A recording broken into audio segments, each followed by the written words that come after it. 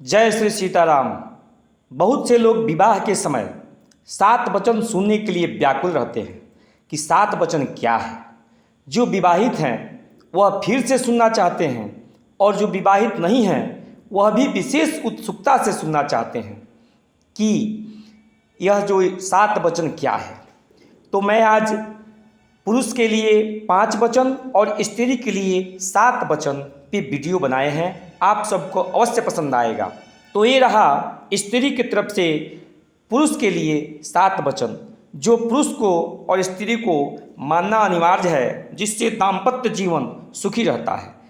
पहला वचन है, यदि आप कोई व्रत उद्यापन, अन्य धार्मिक कार्य या तीर्थ यात्रा पर जाएंगे तो मुझे भी अपने साथ लेकर जाएंगे।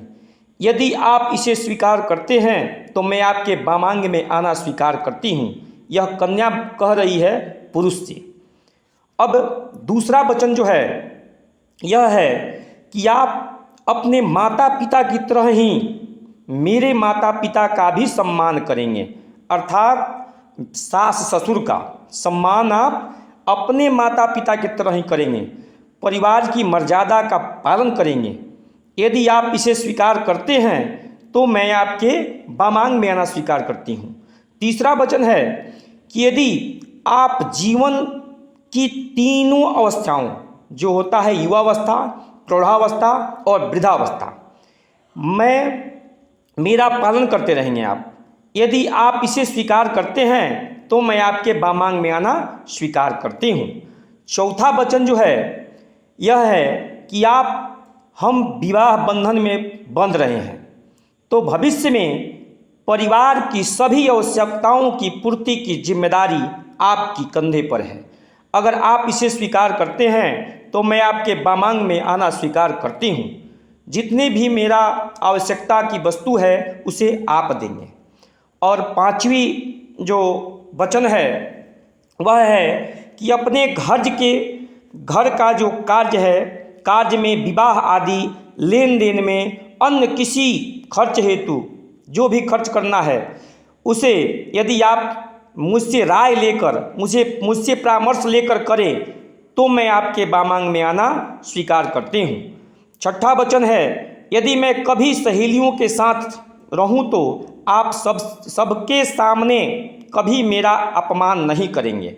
जुआ या किसी भी तरह की बुराई अपने आप से दूर रखेंगे तो मैं आपके वामांग में आना स्वीकार करती हूँ। यह मेरा छठा वचन है कि आप ऐसे गलत संगत में न पड़ें। और 7वां वचन और लास्ट अंतिम वचन यह है कि आप पराई स्त्री को माँ समान समझिए और पति पत्नी के आपसी प्रेम के बीच अन्य किसी को भी नहीं आने देंगे। यदि आप यह वचन दें तो मैं आपके वामांग में आना स्वीकार करती हूँ। यह मेरा 7वां वचन है और इसे आप जीवन पर्यंत मानते रहें तो हम लोगों का दाम्पत्य जीवन जो है बहुत ही सुखी होगा। यह स्त्रियों के लिए है। और पुरुष वर्ग भी स्त्री से 5 वचन मांगता है। वह यह है कि पुरुष वर्ग भी 5 वचन लेकर के स्त्री से जीवन की सुखी की कामना करता है। जब मैं प्रदेश जाऊं तो आप श्रृंगार प्रसाधन इत्यादि नहीं करोगी और इधर उधर किसी के घर जाना नहीं करोगी। यदि यह मानो तो मैं तुम्हें अपना पत्नी बनाना स्वीकार करता हूँ। विष्णु, अग्नि, ब्राह्मण, स्वजातीय, भाई बंधु और 5वें ध्रुव, यह सब हमारे विवाह के साक्षी हैं। जो विवाह अभी हो रहा है इस विवाह के साक्षी ये सब हैं। लेकिन अगर दिन में विवाह होता है तो सूर्य साक्षी रहते हैं। तीसरा वचन है कि हमारे चित्त के अनुकूल चित्त रखना और हमारे वाक्य का उल्लंघन नहीं करना। जो कुछ मैं कहूँ उसे सदा हृदय में रखना।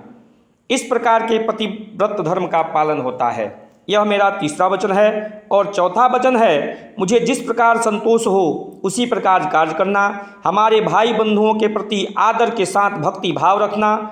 यह पतिव्रता धर्म का पालन करने वाली मेरी आज्ञा का पालन करना होगा। यह मेरा चौथा वचन है।